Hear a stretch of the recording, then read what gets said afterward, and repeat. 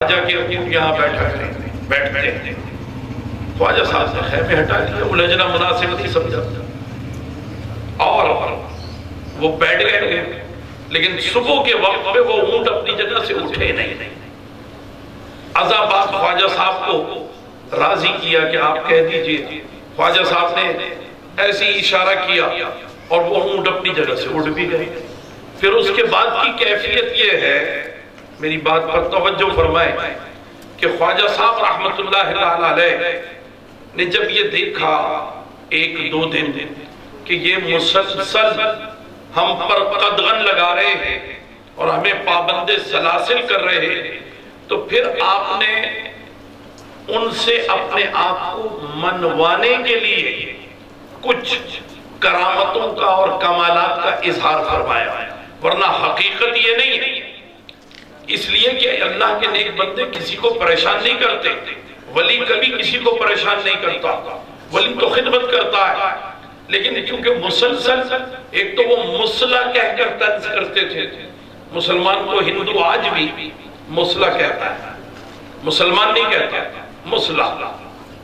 تو خواجہ صاحب اور آپ کے مریدین کو مصلح کہتے تھے، اور پھر کہتے تھے کہ تم لوگ ملیج ہو، ناپاک ہو، پانی کو ہاتھ نہ لگانا، پانی کو ہاتھ لگاؤ گے یہ پانی ناپاک ہو جائے گا۔ تو یہ بڑی عجیب سی بات۔ تو خواجہ صاحب نے ان کا جو بڑا افسر ایک تھا جو کہ پروٹوکول آفیسر کہلاتا ہے، راجہ پرتھوی راج کا، اس سے کہا کہ ٹھیک ہے ہم آج کے بعد تم سے پانی نہیں مانگیں گے، لیکن ہاتھ لگائے بغیر ہمیں پانی لینے کی اجازت دو۔ وہ ہنسنے لگا کہ ہاتھ لگائے بغیر کیسے پانی لے سکتے؟ تو کہا ہمارا کام ہے، ہم پانی لے لیں گے، ہم ہاتھ بھی نہیں لگائیں گے اور پانی لے لیں گے، مگر اس جھیل کے مزاج پہ چھوڑیں کہ جھیل کا پانی جو ہے وہ کتنا میرے اس چرمی بیگ میں، اس مشکیزے میں آ سکتا ہے۔ انہوں نے کہا ٹھیک ہے، وہ دیکھا ہے 1.5 لیٹر سے زیادہ پانی تو آئے گا ہی نہیں، چھوٹا سا چرمی بیگ ہے چمڑے کا۔ خواجہ صاحب نے کہا اے انا ساگر، تجھے معین الدین کا حکم ہے، میری چھاگل میں آ جا۔ وہ سارا کا سارا آ گیا، وہ 1 کروڑ گیلن پانی وہ اس چھوٹی سی چھاگل میں جس میں 1.5 لیٹر آنا تھا، اس میں 1 کروڑ گیلن پانی آ گیا۔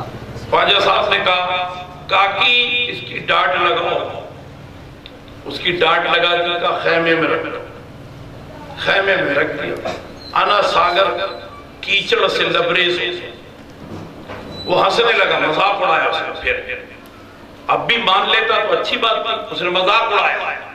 اس نے کہا اس سے کیا ہوتا ہے؟ یہ جھیل، ہمارے پاس دریا ہیں، ہمارے پاس نہریں ہیں، ہمارے پاس آبشار اور جھرنے ہیں، ہمارے پاس بڑا ذخیرہ ہے پانی کا، اس سے کچھ نہیں ہوتا، ہم کوئی پیاسے مر جائیں گے۔ خواجہ صاحب نے کہا اچھا۔ آپ نے آواز دی، فرمایا اے راجستان کے دریاؤ، اے راجستان کی نہروں، اے راجستان کے پہاڑوں سے بہنے والے آبشاروں اور جھرنوں، اے راجستان کے راجہ پرتھوی راج کے محل میں موجود تالاب میں پانی، اس کے گھر کے مٹکوں میں پانی، راجستان کے ایک ایک گھر کے مٹکوں میں موجود پانی، تم سب کو معین الدین کا حکم ہے، میری چھاگل میں آ جاؤ۔ اب تو ڈاٹ بھی لگی ہوئی تھی، پہلے تو چلو ڈاٹ کھلی تھی، اب تو وہ کاک لگا ہوا تھا، کیپ چڑی ہوئی تھی، بند تھا، اور وہ مشکیزے میں سارا پانی آ گیا۔ اور پھر اس نے مذاق بنایا، وہ پروٹوکول آفیسر مان کے نہیں دے رہا، وہ کہتا ہے اس سے کیا ہوتا ہے؟ ہمارے پاس مویشی موجود ہیں، ہم کوئی پیاسے مر جائیں گے؟ تو خواجہ صاحب نے پھر مویشیوں کو آواز دی۔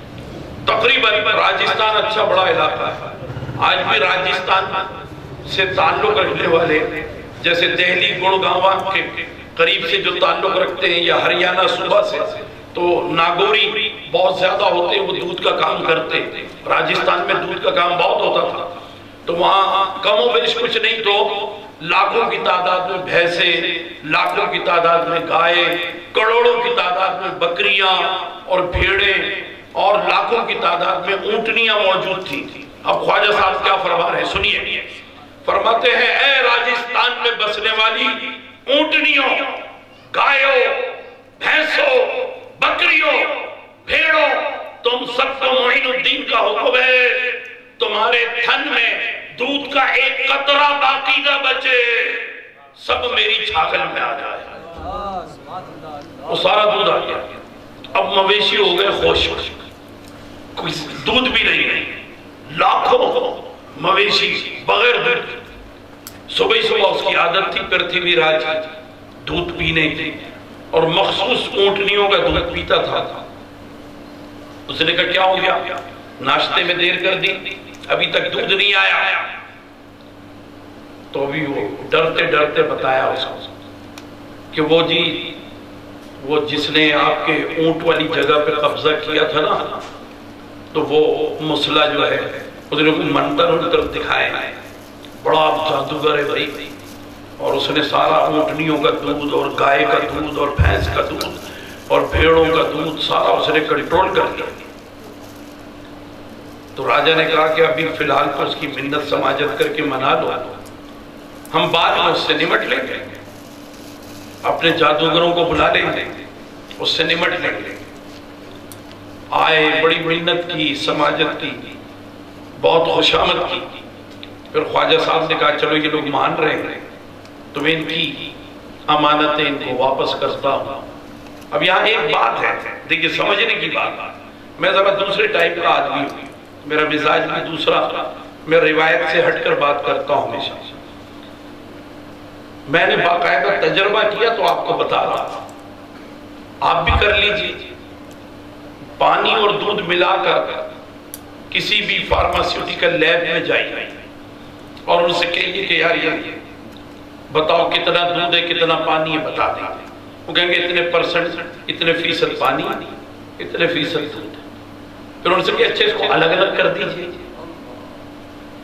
وہ الگ الگ نہیں کر سکتے، ٹھیک ہے؟ اچھا دریا کا پانی، نہر کا پانی، دوسرے دو چار پانی ملا لیں، اب تو آتا ہے نا بھائی، نیسلے کا پانی لے لیں، ایکوافینا کا لے لیں، ان کو آپس میں ملا لیں، اور گھر میں مٹکے کا پانی لے لیں، اور کراچی واٹر بورڈ کا ذرا میلا میلا پانی ہے نا، بیمار کرنے والا پانی، اور کیا نام ہے تپے دیکھو تپے محرقہ اور ٹائیفائیڈ میں مبتلا کرنے والا پانی، نمونیا کر دینے والا پانی جو آج کل بچوں کو ہو رہا ہے، اس کو بھی ملا لیں، اور پھر کہیں کہ اب یہ سارا پانی الگ الگ کر کے بتاؤ، نہیں بتا سکتے، چیلنج ہے، الگ نہیں کر سکتے۔ اور اگر الگ کرنے پر آئیں گے بھی تو تجربے سے گزر جائیں گے، پھر بھی الگ نہیں کریں گے، ضائع ہو جائے گا پانی تجربہ کرتے کرتے۔ خواجہ صاحب نے جب ان کی بات مان لی تو دیکھیے کیا فرمایا، فرمایا اے اونٹنی کے دودھ اونٹنیوں کے تھنوں میں واپس جا۔ حضرت بختیار کاکی رحمت اللہ علیہ وہ فرماتے ہیں کہ میں خیمے کے باہر اس زاویے سے کھڑا تھا کہ میرا مرشد حکم دے رہا تھا، اور میں خیمے میں موجود چھاگل کو دیکھ رہا تھا کہ کیا کیفیت ہوتی ہے۔ جب کہا کہ اونٹنی کا دودھ اونٹنی میں واپس جا تو وہ مشکیزہ تھوڑا سا پچک گیا، صاف پتہ چلا کہ اس میں سے کچھ نکل گیا۔ پھر جب کہا کہ بکریوں کا دودھ بکریوں کے تھنوں میں جائے، گائے کا دودھ گائے کے تھنوں میں جائے، تو وہ سارا اہتمام ہوتا رہا۔ پھر فرمایا دریاؤں کا پانی دریا میں جائے، دریا میں چلا گیا۔ فرمایا آبشاروں اور جھرنوں کا پانی آبشاروں میں جائے۔ وہ کہتے ہیں کہ پہاڑ سے آبشار گر رہی تھی اور خشک ہو گئی تھی، میرے مرشد نے کہا اور آبشار جاری ہو گئی، اسی وقت جاری اور اس طریقے سے سارا۔ اب کیونکہ صادق و امین کے بیٹے ہیں، ایک قطرہ بھی خیانت نہیں ہوئی، یہ بھی تو کمال ہے۔ انا ساگر کا پانی انا ساگر کو جائے، راجہ کے محل کا پانی راجہ کے محل میں جائے، سب کو واپس کر کے تقسیم کر دیا۔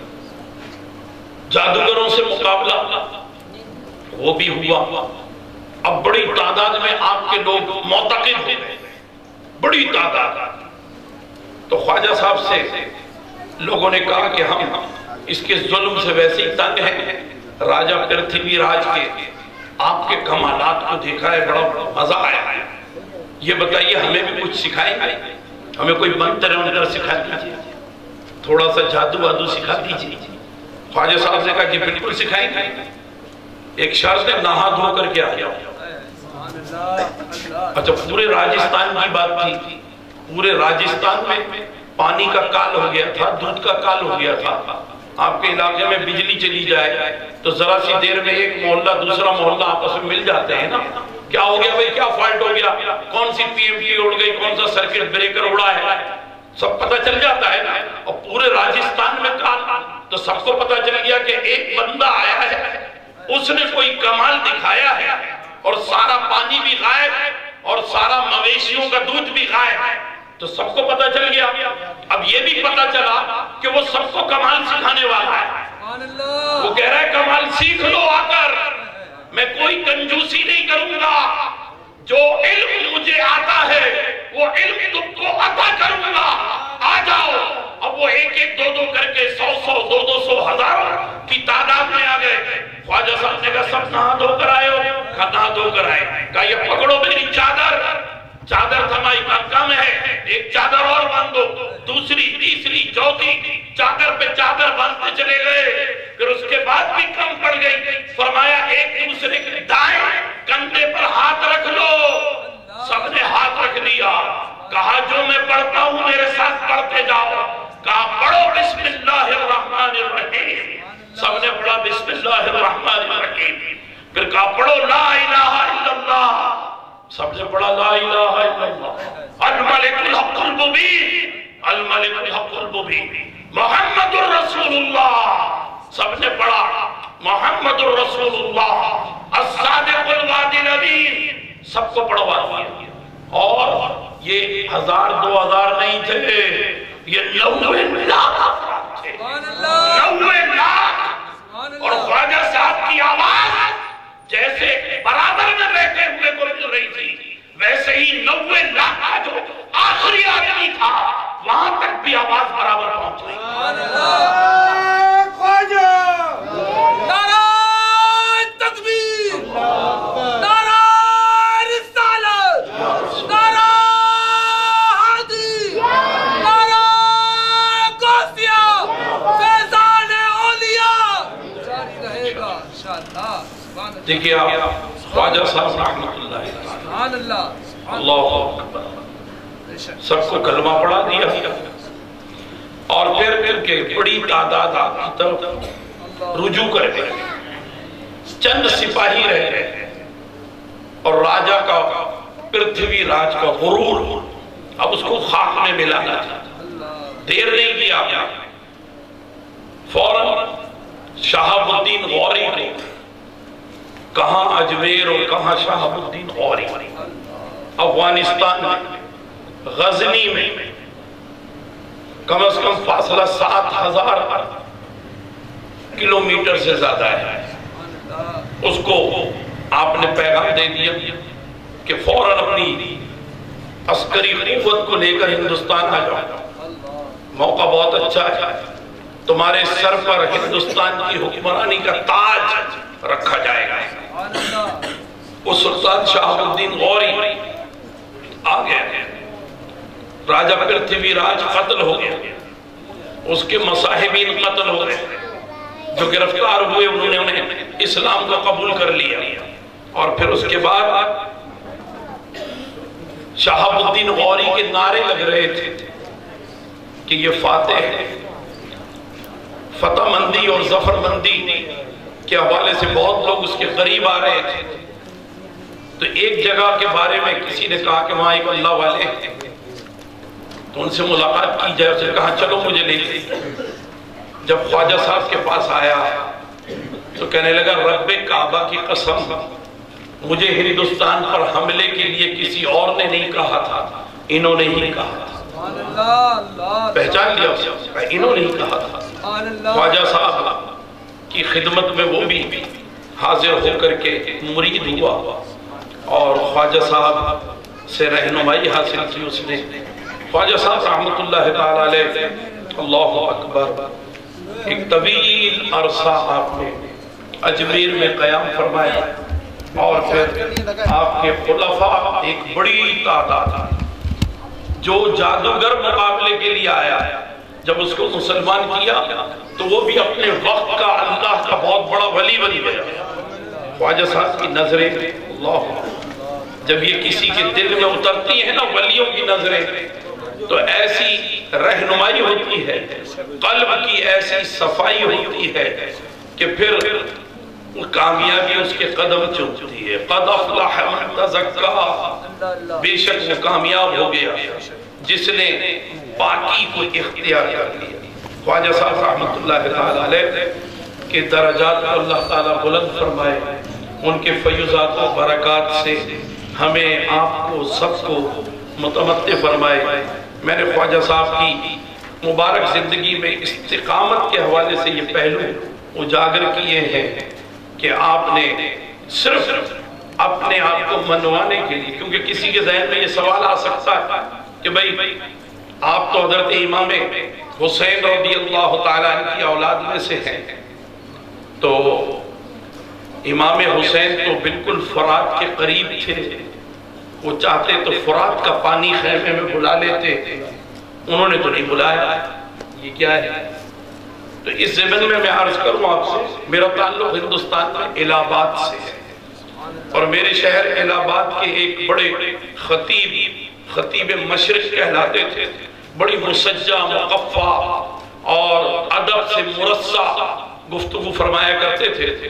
تو علامہ مشتاق احمد نظامی رحمت اللہ تعالیٰ علیہ وہ فرماتے تھے کہ سنو، امام حسین کے سامنے داڑھی والے تھے، وہ اپنی داڑھی کو ایسے پکڑتے تھے، یہ جمع کرتے کہتے تھے امام حسین کے سامنے داڑھی والے تھے جو پہچانتے تھے کہ یہ اللہ کے رسول کے نواسے ہیں۔ تو امام حسین کو منوانے کی ضرورت نہیں تھی، اس لیے وہاں کرامت نہیں، استقامت کی ضرورت تھی، وہاں صبر کی ضرورت تھی۔ اور خواجہ صاحب کے سامنے تو پھر وہ علامہ مشتاق نظامی اپنی دستار فضیلت کی خلت فاخرہ اپنے سر سے اتارتے تھے اور کہتے تھے خواجہ صاحب کے سامنے چوٹی والے لوگ تھے، ہندو چوٹی رکھتا ہے نا، چوٹی والے لوگ تھے، تو چوٹی والوں کو منوانا پڑتا ہے، اس لیے انہوں نے کرامت دکھائی تھی۔ وآخر دعوانا الحمدللہ۔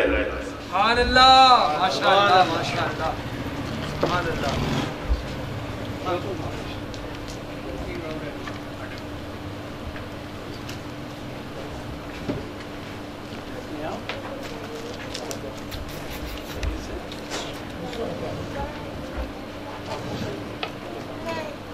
یہ بلو والا ہوتا ہے، وہ بڑا ہوتا ہے۔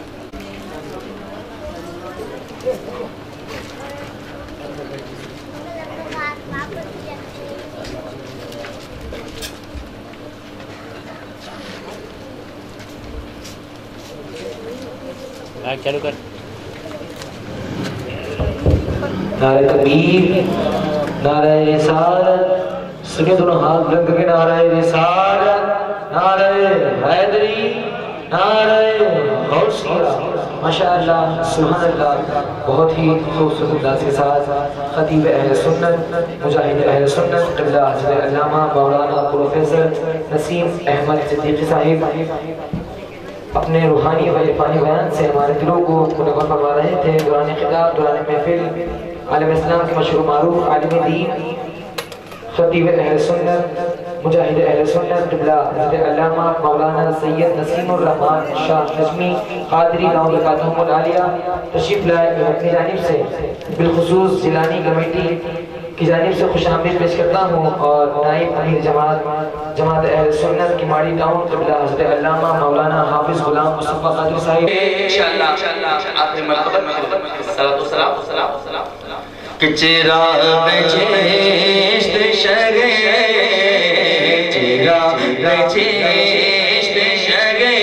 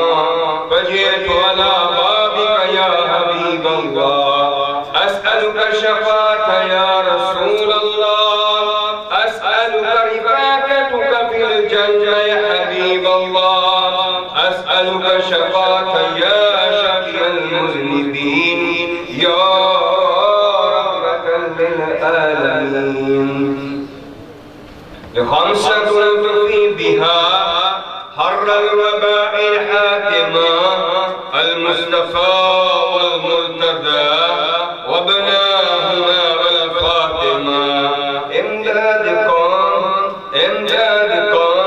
أزبان درم آزادكم دار دين دنيا شادكم يا رسول العظم دستگیر الہی تعبد خورشید ماہی چراغی چشتیاں را روشنائی بسازی یا الہی کل صابر بحرمت سید و ابرار سنگل الفاتحہ عمل مولا خالق کائنات وحدہ لا شریک پروردگار پورے عالم میں سلطان ہندتہ رسول خواجہ خواجگاہ معین بے قصا معین ملت غریب نواز خواجہ سیدنا معین الدین چشتی حسن سنجی سنبل ازمیری کا عرس مبارک منایا جا رہا ہے مولا رب کریم اسی سلسلے کی ایک کڑی شاہ صاحب نے اپنے اس محلے میں جیلانی کمیٹی کے حوالے سے عرس مبارکہ کی تقریب کا انعقاد کیا ہے مولا رب کریم جس مقصد مراد کے ساتھ مولا محفل پاک کا انعقاد ہوا محفل میلاد شریف پڑھا گیا قرآن و حدیث کی روشنی میں اولیاء اللہ کی شان بیان کی گئی مولا رب کریم من کو بندے سلام دعائیہ و ایمان استغاثہ جو اعمال صالحہ آج کی شب میں کی اپنی بارگاہ میں قبول فرما اس کا ثواب آقا کریم علیہ السلام کی دربار میں پیش کیا قبول فرما نبی پاک علیہ السلام کے وسیلہ جلیلہ سے نبینا صدیقین شہداء صالحین پنج پنج پاک 4 یار 12 ایمان 14 خانزادے 22 سال سے کے بزرگوں اصحاب کرام کے ولیوں کی دربار میں پیش کیا قبول فرما بالخصوص ہمارا امیر پیران کی دستگیر شیخ عبد القادر جیلانی نام کو اس پاک کی دربار میں پیش کیا قبول فرما خواجہ نقشبند اور سرور خواجہ معظم چشتی رحمۃ اللہ علیہ کی دربار میں پیش کیا قبول فرما خواجہ نظام الدین اولیاء محکمہ